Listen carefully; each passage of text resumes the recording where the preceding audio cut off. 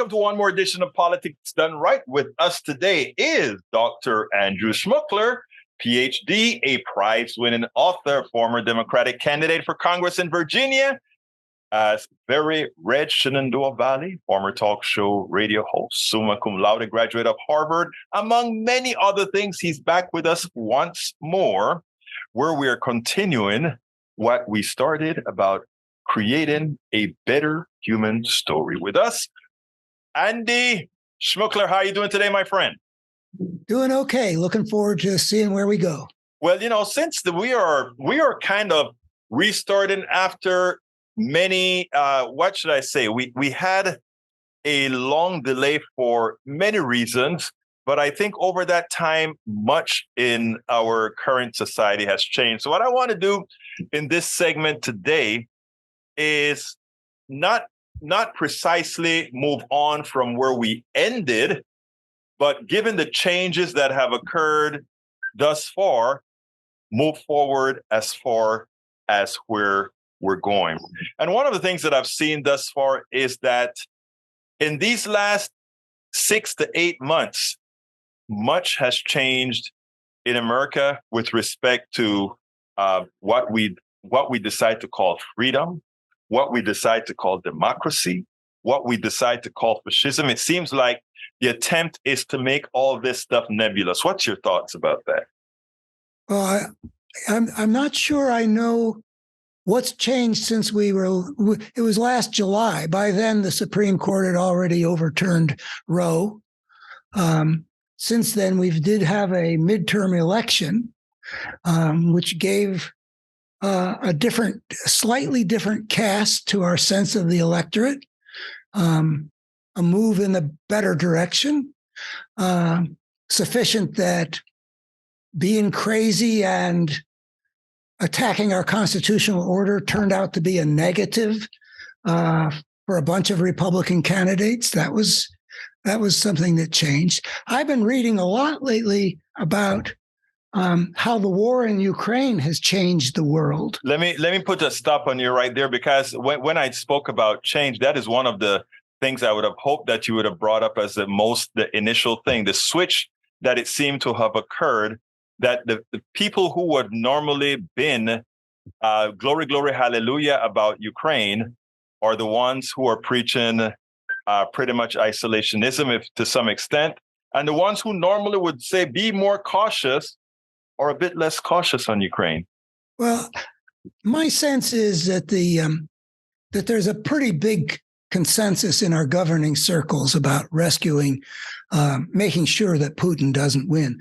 There is that segment, like the Tucker Carlson and Matt Gaetz crowd. I think Matt Gaetz belongs there.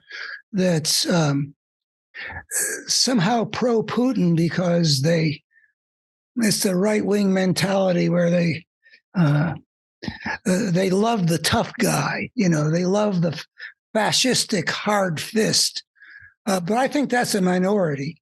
But what I'm talking about having change in the world is that the broader human civilization, or in particular in Europe, had sort of become lulled into thinking that the problem of intersocietal anarchy had been solved.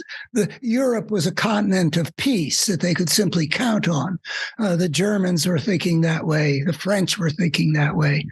I think people who are under the shadow of Russia were less sanguine about that. But as soon as Putin launched his invasion, a whole new thing started happening, at least in the European continent. And it's a reminder that we really haven't done anything very effective yet as a civilization to prevent one madman from plunging the whole of the planet into a crisis, because there's nothing to stop somebody like Putin. And in 1939, it was Hitler, from plunging the war the world into a war because of their own lust for power and their own craziness. You know something though, Andy, that I am always ask, because in a lot of ways I wonder if we put too much. We make it. We Putin is the instantiation of what you're talking about, but there's no Putin if he doesn't have a very strong backing that thinks like him. Correct? Well, there's no Putin unless he's able to become the dictator of a nuclear superpower.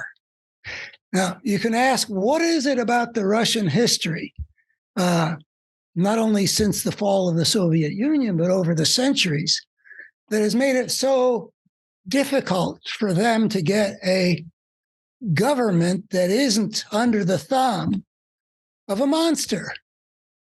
I mean, there's a history of some monsters. I think Ivan the Terrible and Stalin, and now we got Putin. There was a time back in the 90s that we might have hoped that they were on the road to something different.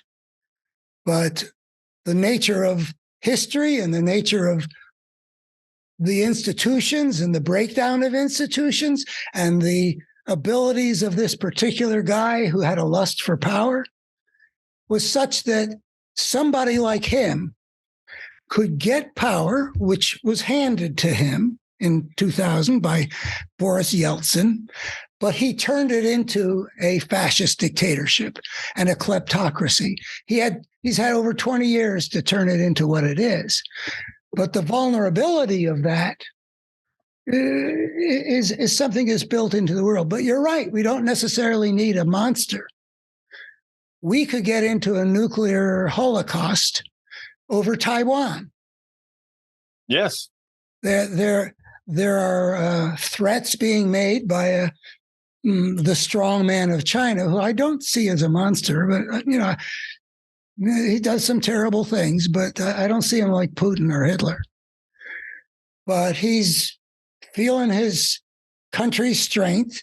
He's got a history behind him where the Chinese, who had always considered themselves the center of civilization, had been humiliated for 2 centuries by imperialist powers. So he's got that history behind him, and he's got strength now, and he wants to make China the superpower that it has always thought that it was, even when it was a distant memory from before the European imperialists came. Now, let me get a bit controversial here with regards, because you switch a bit from, let's say, Ukraine and Russia to China and Taiwan. And Taiwan and China's aspiration to be a superpower and likely regaining their island, Taiwan, if you will.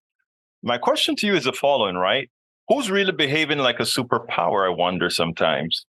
In America, let me explain. The United States has been a superpower, since before you or I were born. Say that again. The United States has been a superpower. Well, I was born in 1946. But my question... By the time I was born, we were the dominant power on the planet. Right. And we've thrown our weight around plenty. Now, my question is as follows, though, because one of the concerns that I've had is being a person from another country myself. I'm a naturalized American citizen. I'm from Panama. And not disregarding United States news for a while, if we take a look at what China is doing, and by the way, this is not a defense of China or anything, because what China, I think, is doing many times over is being what America used to be. Examples. If like you go to Central America, for example. Right. Example, if you go to Nicaragua, Guatemala. Right. If you go to Central America right now, or if you go to Jamaica, you'll see that some freeways being built in Jamaica, tollways, China. If you go to Argentina, China. If you go to many countries in Africa, investments in infrastructure and in not social programs, but social infrastructure type programs throughout the world, something that America was renowned for and built its goodwill and power base on. It seems like they are following the template as we continue to engage in other forms. Don't you think that could be problematic going forward? Well, there's room for more than one great power. Mm-hmm.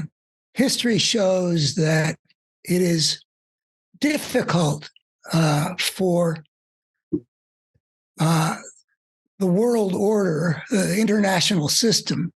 It's a dangerous moment when you've got a rising power and you've got an established power. Or a decline in power. Well, yeah, could be. I've never been all that sold on. I mean, we were so dominant after World War II. There's no way that was going to stay. I mean, all these other countries were in ruins, and we weren't. But Germany and England are the textbook example of that, where Germany was late to become a unified country. It then was industrializing and becoming mighty. And England had been, the sun never sets on the British Empire.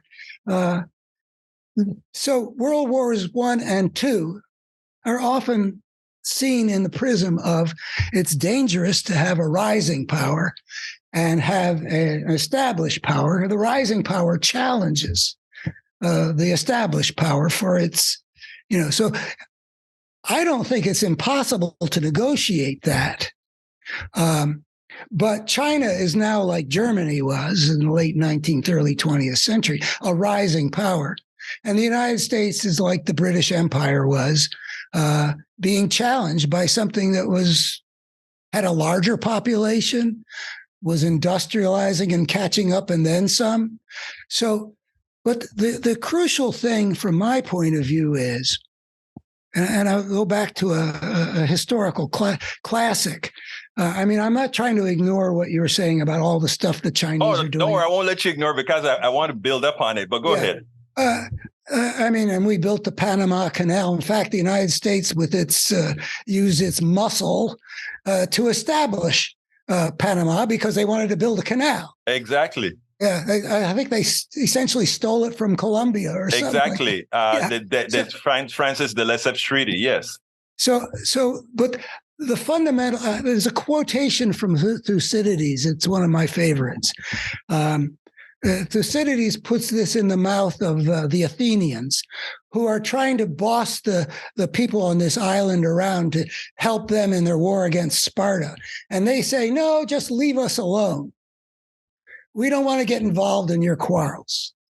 So at least in Thucydides, the Athenians say to the Melians, you know as well as I that in the world, right is a question only between equals in power.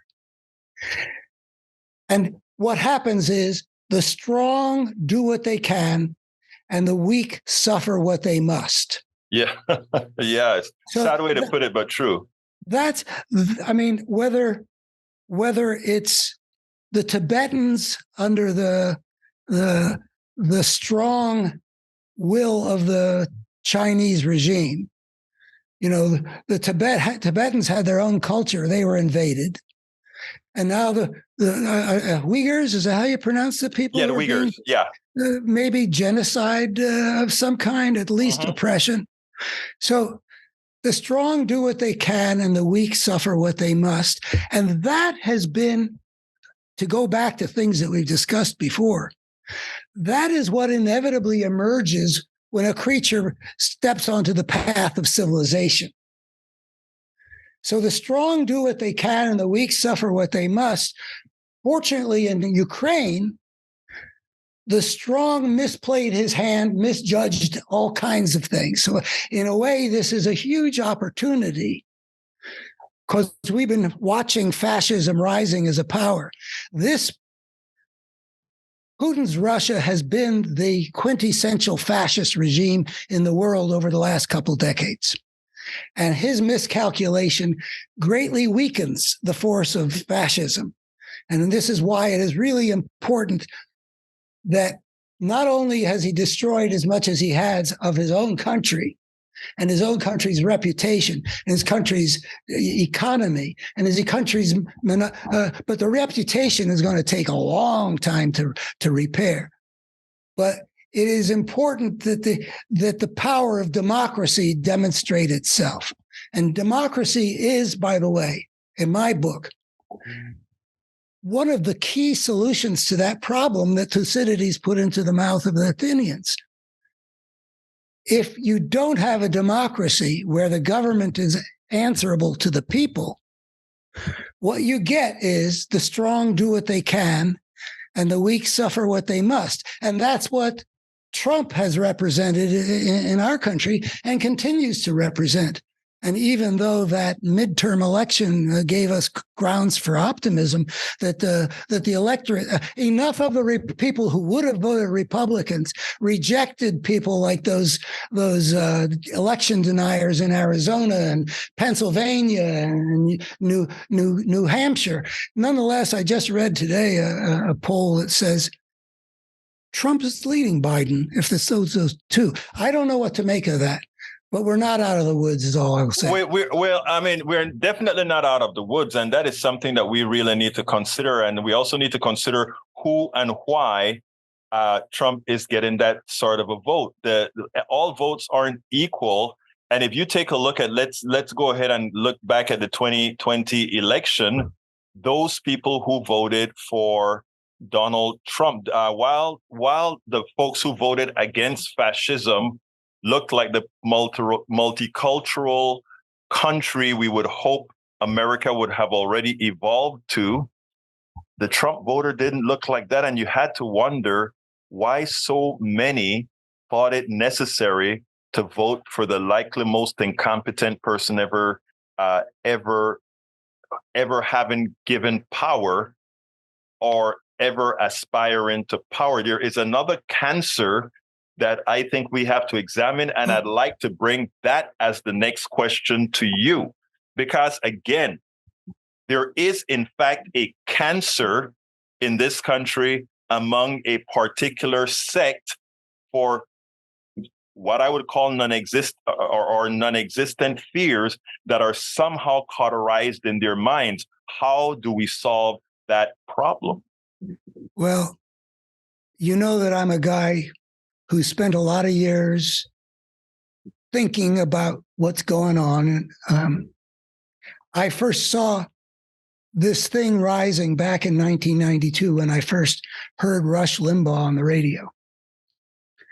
And then when Newt Gingrich showed us who he was, I didn't see that at first, but and then since 2004, I've been working full time because I see this thing rising. And I ran for Congress, as you said, and in a very red district. So, I write a op-ed column every week that appears in that in two newspapers, Lynchburg, Virginia, and my northern end of the Shenandoah Valley.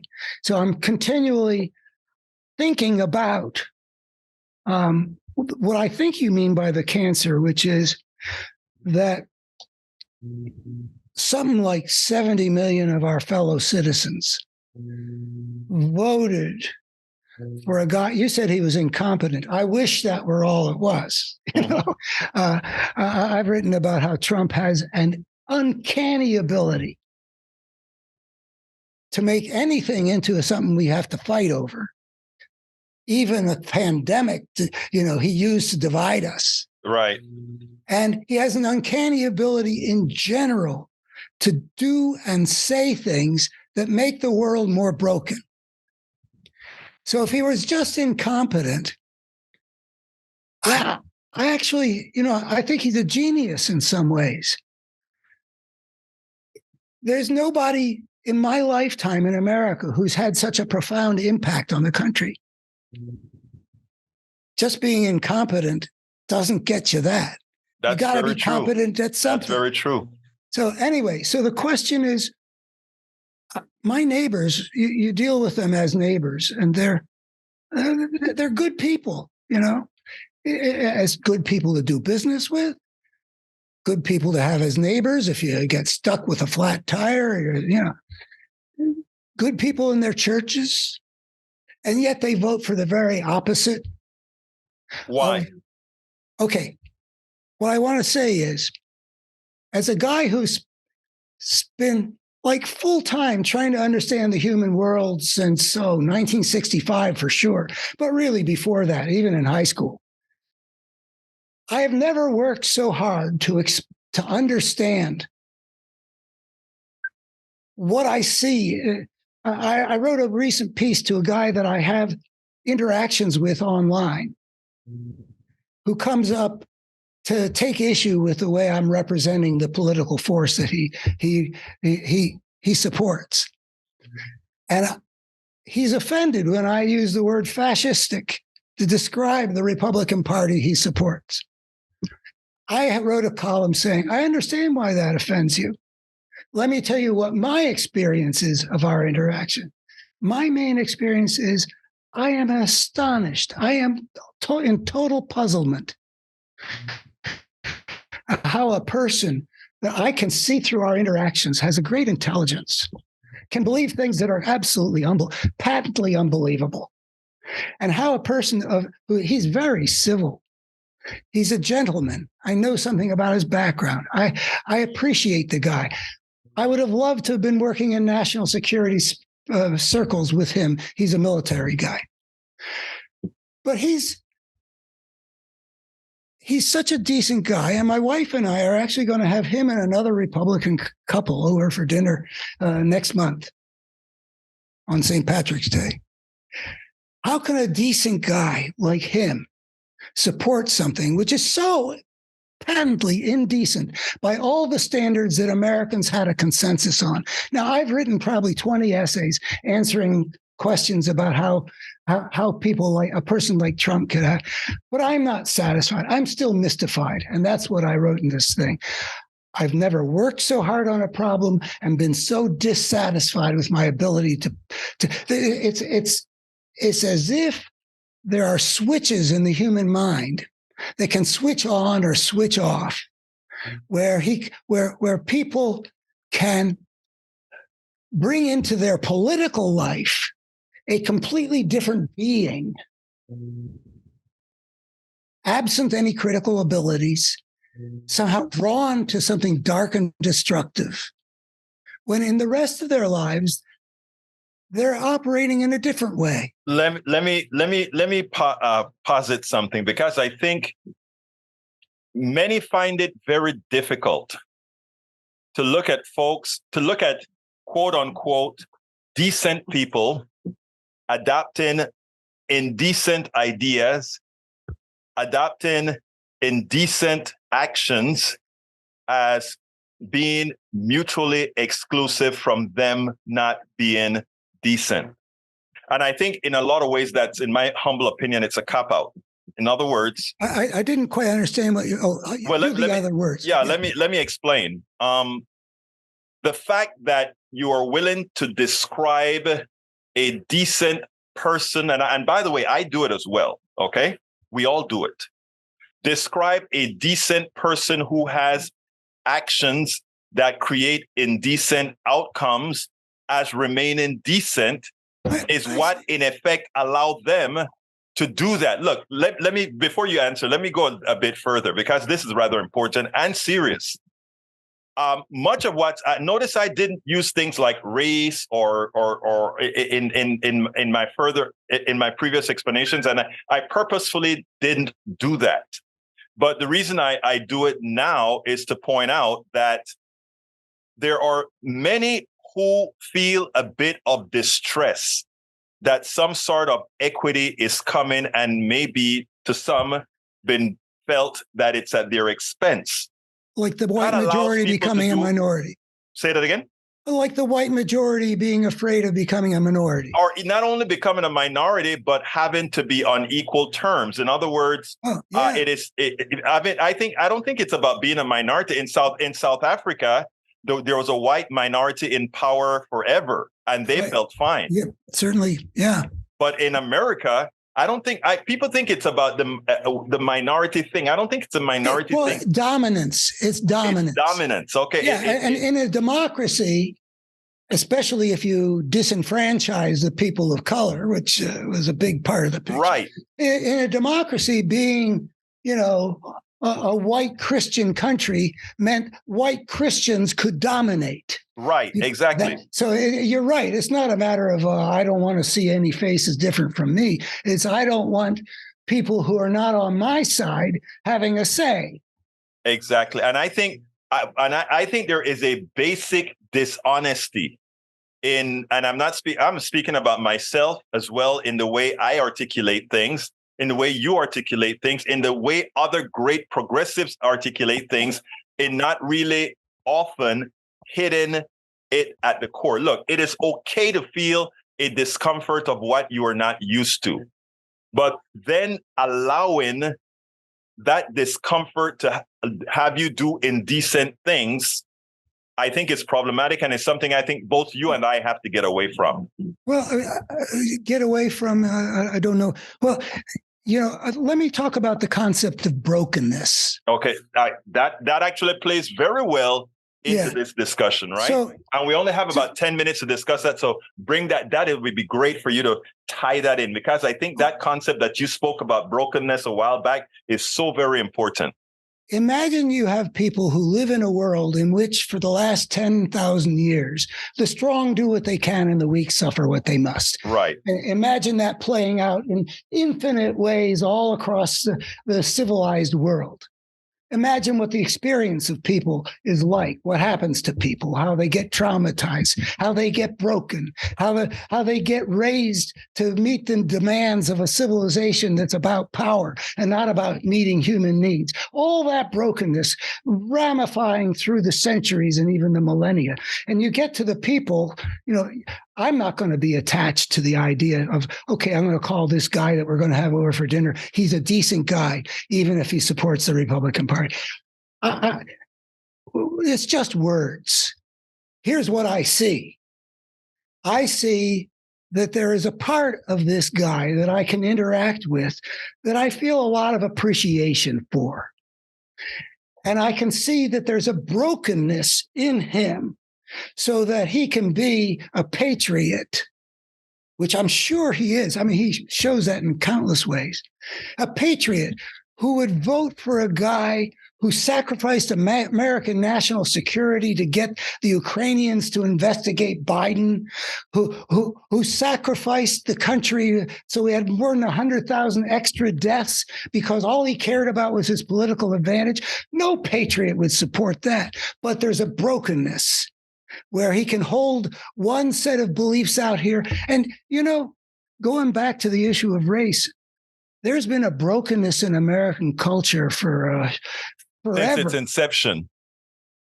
Yeah. I mean, we've got the same guy who wrote All Men Are Created Equal, endowed with certain inalienable rights by their creator.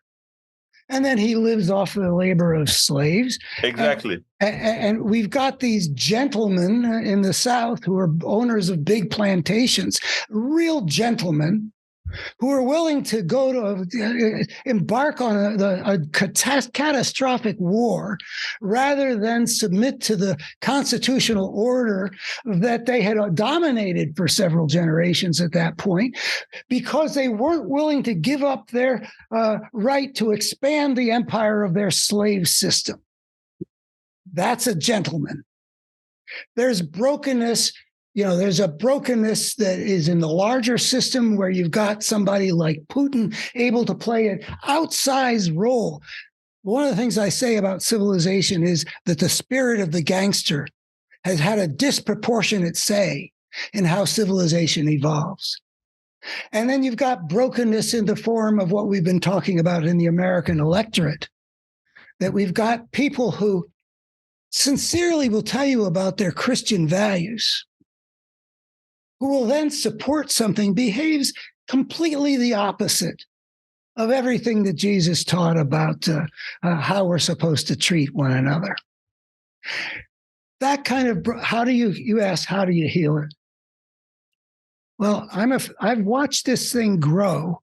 I mean, the conservatives of the 1980s and the Republican electorate of today have moved very deep into the dark and broken place. It took a long time to get there. People like Rush Limbaugh and Fox News, they've been poisoning their minds. getting them to pay attention to things that aren't even real, while their pockets are getting picked and healthcare is being denied them, and their kids are being subject to repeated mass killings, and the list would go on. They have been lured into almost a hypnotic state where something which is the opposite of their Christian, constitutional, patriotic values and their values of good character is able to manipulate them to support. Brother, Dr. Schmookler, this is an extremely great place for us to end this particular episode, because next episode, we're going to move on that, to expand on the brokenness, which you have spoken about before in the context where we've just spoken, because I think if we crack that nut, we are moving forward. So tell us a little bit before we close here. Why do you have such faith in the human story, creating a better human story? And how do we go from here? And we'll take most of this up on the other episode, but why so deep into the human story? Well, when I say a better human story, which was the phrase I used in our first interview, and that got you excited, it's not just that it can be a better story. The story that I tell has some good news in it. And I've got a series on my website. I hope you'll post the link to it. The second entry in the series has a title: "The Ugliness We See in Human History Is Not Human Nature Writ Large." I feel that, my life's work, the idea on which I've built on for over a half century now, I think pretty well proves that it is a systemic force that gets unleashed inherently if a creature takes the unprecedented step of stepping out of the natural order onto the path of civilization, inventing its way of life, rather than being in the niche in which it evolved biologically. That means that when we look at human history, whether we're looking at the ugliness in the world right now, like in Ukraine, or whether we look at the pages of human history of all the tyrannies and wars and enslavements, et cetera, what we're seeing is what human beings have become in a world in which a social evolutionary force was driving it, not human choice. We are better creatures than we have thought. That's the good news in that idea. Dr. Andrew Schmookler, thank you so kindly for having been once again on Politics Done Right. This will continue over and over again. You have much to offer to the discussion. Thank you. We spend a lot of time deconstructing the news, trying to parse it into a form that everybody can understand. We try to find those little nitpicks where it flies above the fray, etc. If you really like these videos that we do, I want to ask a big favor. Please go ahead, number one, subscribe to our channel, and number two, please join if you can. Thank you so kindly for watching. Keep watching. Please remember to share. We must populate the entire internet with our progressive message, a message that we know is what most Americans say that they want. So help us, please join.